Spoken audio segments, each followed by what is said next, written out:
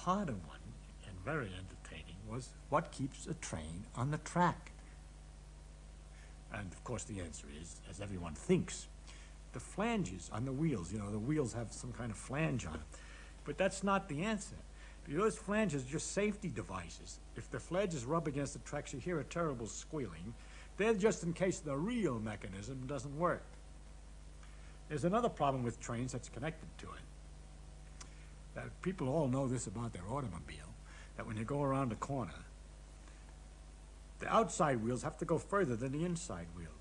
And if the wheels were connected on a solid shaft, you couldn't do that. You can't turn the outside wheels further than the inside wheels.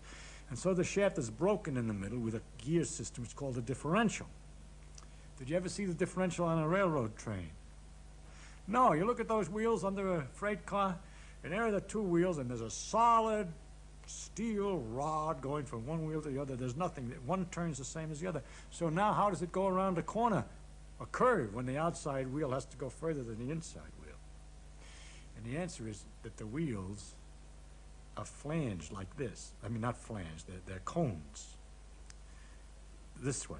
That is, they're a little fatter, closer to the train, and a little thinner further out. If you look closely, you'll see they got this beveled edge. And it's all very simple. When they go around a curve, they slide out on the track a bit, so that this wheel travels on a fatter part, a bigger diameter, and this on a smaller diameter. So when they both turn one turn, this swings further than the other. And that's what keeps it on the track also the same way. Suppose a train's running along on this thing, on the track, and the track's here and here, and the two wheels are exactly balanced, and it's nice and even. Suppose accidentally it gets a bump or something and slides out this way. Then this wheel is on a bigger circumference than this one, but they're on a solid shaft. So when it turns once around, it carries this wheel forward relative to the other and steers the train back on the track.